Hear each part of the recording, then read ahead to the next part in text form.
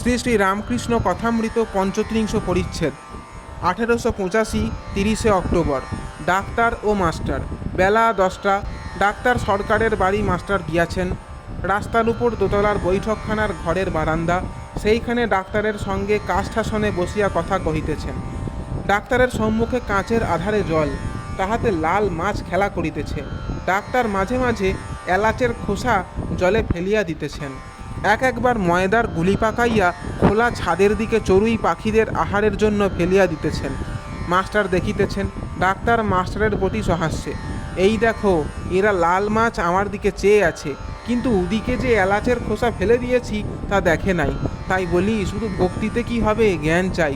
মাস্টারের হাস্য, ওই দেখো, চড়ুই পাখি উড়ে গেল, ময়দার গুলি ফেললুম, ওরা দেখে ভয় হলো, ওর ভক্তি হলো না, জ্ঞান নাই বলে, জানে না যে খাবার জিনিস। ডাক্তার বৈঠকখানার মধ্যে আসিয়া বসিলেন। চতুর্দিকে আলমারিতে স্তূপাকার বই। ডাক্তার একটু বিশ্রাম করিতেছেন, মাস্টার বই দেখিতেছেন ও একখানি লইয়া পড়িতেছেন। শেষে কিয়ৎক্ষণ পড়িতেছেন Canon Farrar's life of Jesus. Doctor মাঝে মাঝে গল্প করিতেছেন কত কষ্টে হোমিওপ্যাথিক হসপিটাল হইয়াছিল, সেই সকল ব্যাপার সম্বন্ধীয় চিঠিপত্র পড়িতে লাগিলেন, আর বলিলেন যে ওই সকল চিঠিপত্র 1876 খ্রিস্টাব্দের ক্যালকাটা জার্নাল অফ মেডিসিনে পাওয়া যাইবে। ডাক্তারের হোমিওপ্যাথির উপর খুব অনুরাগ।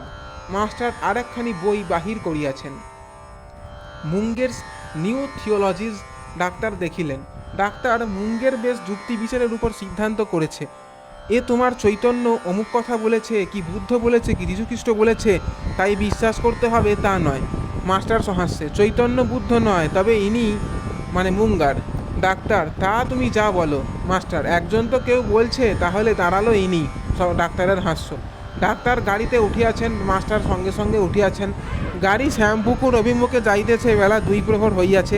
দুইজনে গল্প করিতে করিতে যাইতেছেন। ডাক্তার ভাদুরীও মাঝে মাঝে ঠাকুরকে দেখিতে আসেন, তাহারই কথা পড়িল। মাস্টার সহাস্যে, আপনাকে ভাদুরী বলেছেন ইটপাটকেল থেকে আরম্ভ করতে হবে।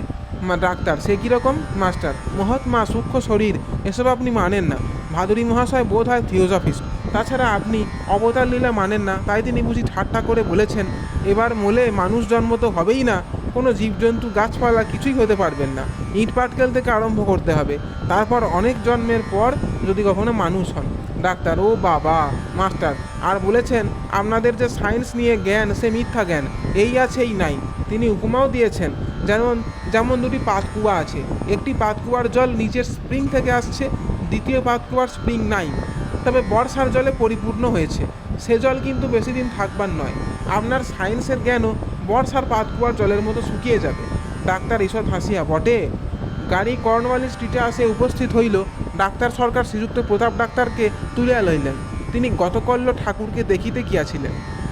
জয় ঠাকুরমা স্বামীজি।